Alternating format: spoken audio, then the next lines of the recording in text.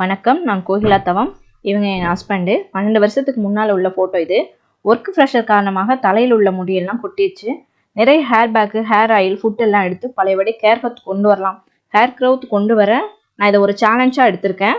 கண்டிப்பாக hair growth ஆகும் என்று நான் நம்புகிறேன், அவங்களும் நம்புகிறாங்க. இதற்கு என்னென்ன பொருட்கள் எல்லாம் யூஸ் பண்ணி ஹேர் க்ரோத் பண்ணலாம் என்று இந்த வீடியோவில் பார்க்கலாம் வாங்க.